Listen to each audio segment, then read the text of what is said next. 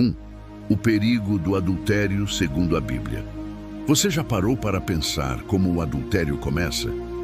Às vezes não é com um ato físico imediato, mas com um simples pensamento, um olhar prolongado, uma imaginação que não foi rejeitada.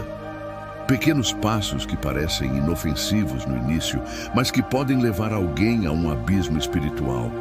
O adultério é um dos pecados mais devastadores para a vida do ser humano, não apenas porque destrói famílias, mas porque atinge a relação mais profunda que temos, a comunhão com Deus. Neste vídeo, vamos mergulhar profundamente na palavra de Deus para entender como esse pecado se inicia de maneira sutil, como ele cresce e toma conta da vida da pessoa. Quais são as consequências espirituais e emocionais do adultério? E, o mais importante, como encontrar libertação e restauração em Cristo Jesus. O adultério não é apenas uma falha conjugal, é uma rebelião contra Deus, uma quebra de aliança espiritual e uma porta aberta para a destruição. Mas há esperança, e essa esperança está em Cristo, aquele que veio para nos libertar e restaurar. 2. Definição bíblica do pecado. Para entender a gravidade do adultério, precisamos ver o que a Bíblia realmente diz sobre ele. Não se trata de uma opinião humana, nem de uma imposição cultural, mas de um mandamento divino. Logo nos 10 mandamentos, o Senhor declara em Êxodo 20:14: Não adulterarás. Esse mandamento simples e direto mostra a seriedade do adultério aos olhos de Deus. Não é apenas um erro social ou moral, mas uma transgressão espiritual. Em Levítico 20:10, vemos a severidade da lei mosaica. Se um homem adulterar com a mulher do próximo, será morto o adúltero e a adúltera. Isso demonstra como Deus via o adultério. Não apenas como uma falha entre duas pessoas, mas como uma afronta à sua santidade e ordem estabelecida. No Novo Testamento, Jesus eleva ainda mais o padrão ao ensinar em Mateus 5:27-28. Vocês ouviram o que foi dito: não adulterarás. Eu, porém, lhes digo, qualquer que olhar para uma mulher com intenção impura, já cometeu adultério com ela no coração. Aqui, Cristo nos mostra que o adultério não começa no ato físico, mas no coração e nos pensamentos. Ou seja, o pecado se inicia muito antes da consumação física. Ele nasce na mente, no desejo alimentado. O apóstolo Paulo reforça em 1 Coríntios 6, 9, 10. Vocês não sabem que os perversos não herdarão o reino de Deus? Não se deixem enganar, nem imorais, nem idólatras, nem adúlteros, nem homossexuais, nem ladrões, nem avarentos, nem alcoólatras, nem caluniadores, nem trapaceiros herdarão o reino de Deus. A palavra é clara. O adultério é uma das práticas que afastam o homem de Deus e o impedem de herdar a vida eterna. E em Hebreus 13:4 temos um conselho firme. O casamento deve ser honrado por todos, o leito conjugal conservado puro, pois Deus julgará os imorais e os adúlteros. Portanto, biblicamente, o adultério é definido como toda relação sexual fora do casamento, mas também todo desejo cultivado, todo pensamento impuro que se torna aceito e nutrido dentro do coração. É uma quebra de aliança, não só com o cônjuge, mas principalmente com o Senhor. 3. Como o pecado começa agora que entendemos a definição bíblica, precisamos compreender como o adultério nasce. A palavra de Deus nos ensina em Tiago 1:14-15. Cada um, porém, é tentado pelo próprio mau desejo, sendo por este arrastado e seduzido. Então esse desejo, tendo concebido, dá à luz o pecado, e o pecado, após se consumar, gera a morte. Esse versículo revela o processo do pecado. Primeiro, há uma tentação. Essa tentação encontra espaço em um coração vulnerável. O desejo é alimentado em pensamentos e fantasias. Finalmente, esse desejo gera o ato pecaminoso. O adultério raramente acontece de repente. Ele começa pequeno, um olhar prolongado que não deveria acontecer. uma conversa íntima fora do lugar, uma amizade inocente que ultrapassa os limites, um segredo guardado do cônjuge. Jesus foi claro em Mateus 5:28. O adultério já acontece no coração quando alimentamos intenções impuras. Isso significa que ninguém cai no adultério da noite para o dia. O coração é preparado pouco a pouco, quando a pessoa não vigia e não coloca limites. O inimigo sabe disso e usa estratégias sutis. Ele planta pensamentos, oportunidades, circunstâncias aparentemente inofensivas. Se não estivermos firmados na palavra e na oração, facilmente cairemos nas armadilhas do diabo. A queda de Davi é um exemplo claro. Em 2 Samuel 11, o rei Davi, em vez de estar na batalha, ficou em Jerusalém. De seu terraço, viu Batseba tomando banho. Em vez de desviar o olhar e resistir, ele alimentou aquele desejo. Chamou-a, deitou-se com ela e, a partir daí, sua vida e família sofreram consequências devastadoras. Esse exemplo mostra que o adultério nasce quando não cortamos o mal pela raiz. O olhar que deveria ter sido desviado se tornou um desejo cultivado, que gerou pecado e trouxe destruição. 4. Como o pecado envolve e escraviza. Quando o adultério começa a se manifestar, ele não fica pequeno. Todo pecado tem a tendência de crescer e escravizar a vida da pessoa. Jesus afirmou em João 8:34. Em verdade vos digo que todo aquele que comete pecado é escravo do pecado. Isso significa que, quando uma pessoa cai no adultério, ela passa a ser controlada por esse pecado. No início, pode parecer apenas um deslize, um momento de fraqueza. Mas com o tempo, o pecado começa a dominar pensamentos, sentimentos e atitudes. A pessoa passa a viver em mentira, escondendo suas ações. Passa a viver em culpa, porque sabe que está em erro diante de Deus e diante do cônjuge. Passa a viver em prisão, porque perde a liberdade de viver com uma consciência limpa. O adultério envolve não só quem pratica, mas também outras pessoas. O cônjuge traído sofre dor, rejeição e humilhação. Os filhos são afetados emocionalmente, vendo a família destruída. O nome de Cristo é envergonhado quando o adúltero é alguém que professa fé. Na Bíblia, vemos vários exemplos de como o pecado cresce e traz destruição. Já falamos do rei Davi. Após o adultério com Batseba, ele tentou esconder o pecado mandando chamar Urias, o marido dela. Como Urias não foi para casa, Davi armou para que ele fosse morto na batalha. Ou seja, um pecado levou a outro ainda maior. Adultério gerou mentira, mentira gerou assassinato. Isso nos mostra que o adultério nunca vem sozinho. Ele abre a porta para outros pecados. A pessoa que trai precisa mentir para esconder, precisa manipular, precisa criar desculpas, precisa viver em constante disfarce. Assim, o coração vai ficando cada vez mais endurecido. Paulo escreve em Romanos 6,16: Não sabem que quando vocês se oferecem a alguém para lhe obedecer como escravos, tornam-se escravos daquele a quem obedecem, escravos do pecado que leva à morte ou da obediência que leva à justiça. Quem se entrega ao adultério se torna escravo dele. Mesmo que a pessoa prometa para si mesma que não fará de novo, o desejo volta, a tentação retorna e ela se vê cada vez mais presa. É como uma corrente que vai apertando, tirando a paz e destruindo a comunhão com Deus. Outro ponto importante é que o adultério não fere apenas o corpo, mas também a alma.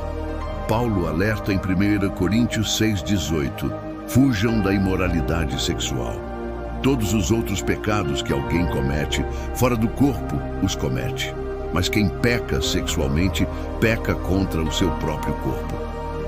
O pecado sexual tem uma gravidade diferente porque toca na intimidade da pessoa, no templo do Espírito Santo. Ele afeta a vida espiritual de forma profunda.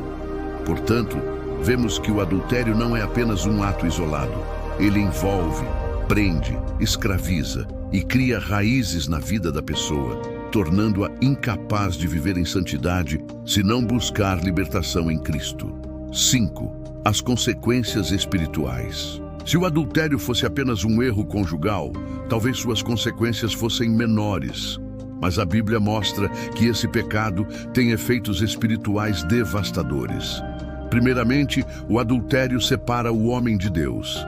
Em Isaías 59:2 está escrito: Mas as vossas iniquidades fazem separação entre vós e o vosso Deus. Os vossos pecados encobrem o seu rosto de vós, para que não vos ouça. Quando uma pessoa vive em adultério, ela perde a comunhão com o Senhor. Suas orações não têm efeito. Sua vida espiritual esfria e ela passa a viver distante da presença de Deus. Em segundo lugar, o adultério traz consequências eternas. Em 1 Coríntios 6, 9 e 10, Paulo declara que os adúlteros não herdarão o reino de Deus. Isso significa que a prática desse pecado, sem arrependimento e mudança, leva à condenação eterna. Outro ponto grave é que o adultério destrói aquilo que Deus instituiu, o casamento. Jesus disse em Mateus 19:6, assim, eles já não são dois, mas sim uma só carne. Portanto, o que Deus uniu, ninguém o separe.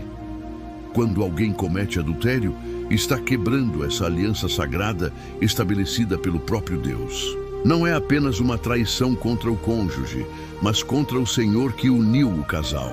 O livro de Provérbios fala de forma muito dura sobre o adultério. Em Provérbios 6:32-33, lemos: Mas o homem que comete adultério não tem juízo, destrói a si mesmo. Sofrerá ferimentos e vergonha, e a sua humilhação jamais se apagará. Ou seja, o adultério não apenas destrói espiritualmente, mas também traz consequências sociais e emocionais. A vergonha, a humilhação, a perda da confiança e da reputação são marcas que podem durar para sempre. Além disso, precisamos entender que o adultério abre brechas espirituais. Quando alguém vive nesse pecado, dá lugar ao inimigo em sua vida, permitindo que espíritos de destruição, divisão e confusão atuem no lar. Isso gera brigas, desconfiança, separação e até maldições que podem afetar gerações futuras. Em resumo, as consequências do adultério são: separação de Deus, perda da salvação se não houver arrependimento, destruição da família, vergonha e humilhação pública, brechas espirituais para a atuação do inimigo. Por isso, a Bíblia é tão firme em alertar contra esse pecado. Ele não é apenas um erro humano, mas uma arma poderosa que o inimigo usa para afastar o homem de Deus e destruir tudo o que é sagrado. 6. O caminho para a libertação. Apesar da gravidade do adultério, a palavra de Deus também revela o caminho da esperança e da restauração.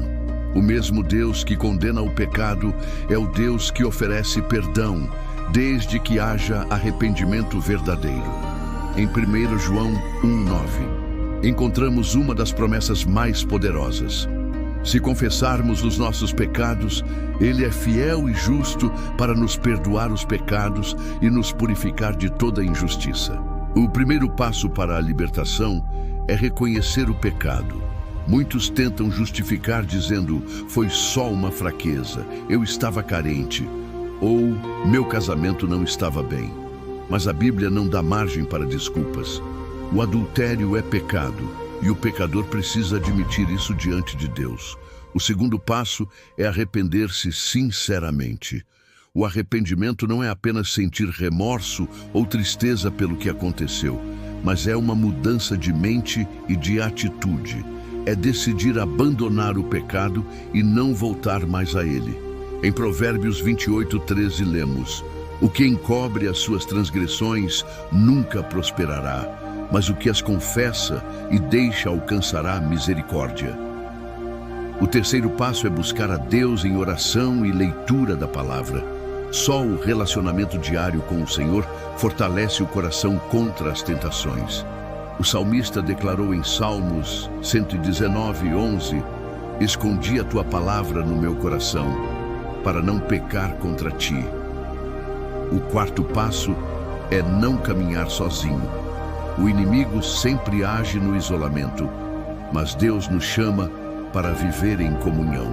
É fundamental ter irmãos em Cristo, participar de uma igreja saudável e, se necessário, buscar aconselhamento pastoral ou ajuda em grupos de restauração. Tiago 5,16 diz: confessem os seus pecados uns aos outros e orem uns pelos outros para serem curados. A oração de um justo é poderosa e eficaz. Por fim, é essencial entender que a vitória só é possível pelo Espírito Santo. Paulo ensinou em Gálatas 5,16: digo, porém, andai no Espírito e não satisfareis os desejos da carne. A carne sempre vai desejar o pecado, mas quando o cristão anda em comunhão com o Espírito Santo, ele recebe força sobrenatural para resistir à tentação. Portanto, o caminho da libertação envolve reconhecer o pecado, arrepender-se verdadeiramente, buscar intimidade com Deus em oração e palavra, viver em comunhão com a igreja, depender do Espírito Santo para vencer a carne. Chegamos ao fim desta mensagem. Vimos como o adultério começa de forma sutil, mas logo envolve, escraviza e destrói.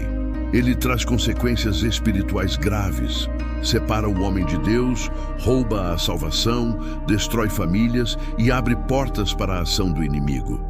Mas também vimos que existe esperança. Em Cristo há perdão, restauração e libertação.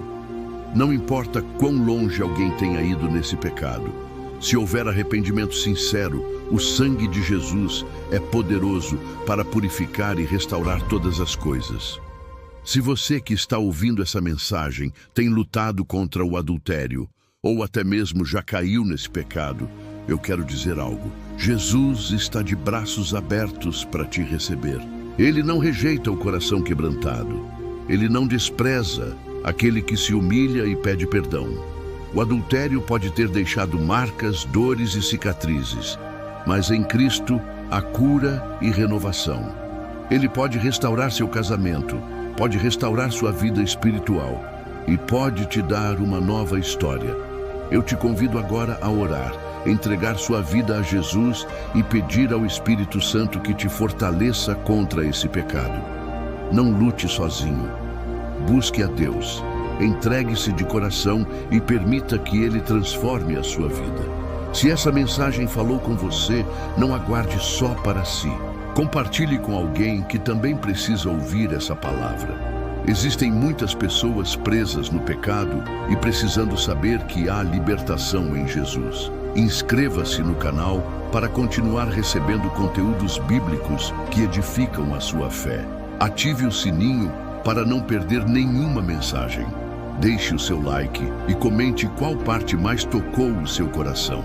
Vamos juntos levar a palavra de Deus, denunciar o pecado e anunciar a verdade que liberta, porque somente em Cristo há salvação e vida eterna.